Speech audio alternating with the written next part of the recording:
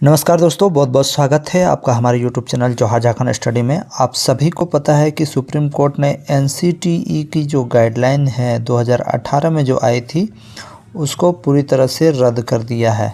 ठीक है, इसको लेकर दोस्तों राजस्थान हाई कोर्ट में केस चल रही थी। लगातार 5 वर्षों के बाद ये फैसला आया है। यानी अब बीएड किए हुए अभ्यर्थी जो हैं कक्षा 1 to 5 के लिए एलिजिबल नहीं कहलाएंगे। यानी 1 से 5 क्लास के बच्चों के लिए सिर्फ डीएलएड वाले छात्र ही एलिजिबल कहलाएंगे। दोस्तों, इसी बीच बिहार और झारखंड में टीचर बहाली होने वाली है और बिहार और झारखंड की टीचर बहाली में दोस्तों यहाँ की सरकार ने बीएड को अलाउ किया हुआ है, जिसलिए ये केस हुई है। एक और केस हो चुका है जो कि पहले ही हुआ है। इस जजमेंट आई है उससे पहले ही ये केस हो चुकी है, जो मैं आप सभी को बताना चाहता हूँ। देखिए, ये है डायरी नंबर और देखिए ईयर भी देखिए 2023 में ये केस किया गया है। सुप्रीम कोर्ट में ही ये SLP डाली गई थी, जिसमें देख सकते हो ये जो केस है भगवान वर्सेस यूनियन ऑफ इंडिया की तरफ से है। और यहाँ पर आप देख सकते हो यहाँ पर जो ऐड किया गया है किस केस में, justice Aniruddha Bose and honourable mister justice Bela M Trivedi, ऐसे कुछ है। यानी बीएड वर्सेस BTC जो मामला है उसी में इस केस को जोड़ दिया गया है। ठीक है, इस केस को जोड़ दिया है। और ये जो केस है दोस्तों भगवान Krishna versus union of India, ये केस इस चीज़ को लेकर है कि देखिए दोस्तों, इसका जो पिटिशनर है ये है भगवान कृष्णा, और जो कि बिहार के रहने वाले हैं, डिस्ट्रिक्ट बक्सर से। और इनका कहना है कि बिहार में जो शिक्षक बहाली होने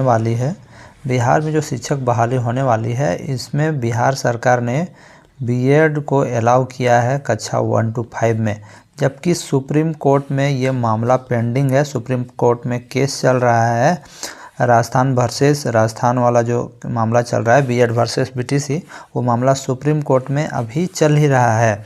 और ऐसे में बिहार सरकार ने कैसे अलाउ कर दिया, बीएड वालों को कैसे अलाउ कर दिया। देखिए, ये केस जो किया गया था दोस्तों, ये जो अभी लेटेस्ट जो आया डिसीजन, इससे पहले ही ये केस किया गया था। देखिए, रजिस्टर्ड ऑन 30/6/2023 को ये रजिस्टर हुआ था। इसका सुनवाई जो होने वाला है दोस्तों 28/8/2023 को होने वाला है।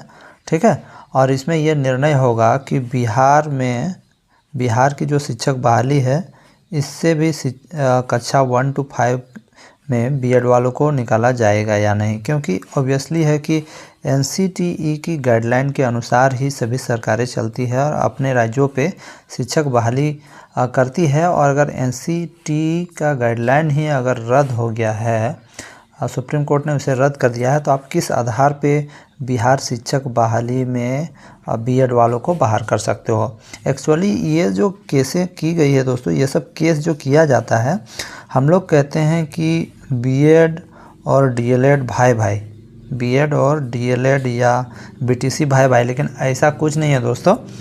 दोनों अपने अपने हक के लिए लड़ते हैं। जैसे कि डीएलएड वाला चाहता है कि सिर्फ हमें मौका मिले और बीएड वाला चाहता है कि हमें हर जगह मौका मिले, यही बात है। और यहाँ पर मैं आपको बता दूँ, सुप्रीम कोर्ट ने बहुत ही क्लियरिटी से बताया है कि आखिर बीएड को प्राइमरी से क्यों बाहर किया गया है, क्यों इनकी योग्यता प्राइमरी क्लास के बच्चों के लिए सही नहीं है।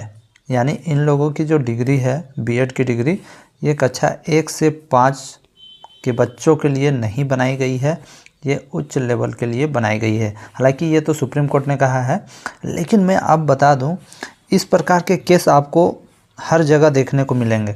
क्योंकि ये देखिए, सुप्रीम कोर्ट का ऑर्डर आया ही नहीं है, उससे पहले बिहार में टीचर बहाली फॉर्म भराया जा रहा है और उसमें बीएड वालों को अप्लाई करवाया जा रहा है। तो इसमें ये जो केस किया गया है सही ही किया गया है। और ये डीएलएड वाले छात्र ही होंगे जिन्होंने भी केस किया है, ये डीएलएड वाले ही छात्र होंगे, क्योंकि ये चाहते हैं इन्हें ज़्यादा से ज़्यादा मौका मिले। अगर बीएड वाले छात्र नहीं आएंगे तो इनका कंपटीशन भी कम होगा और सिर्फ इन्हीं को मौका मिलेगा और इनकी जॉब की संभावना सही हो जाएगी।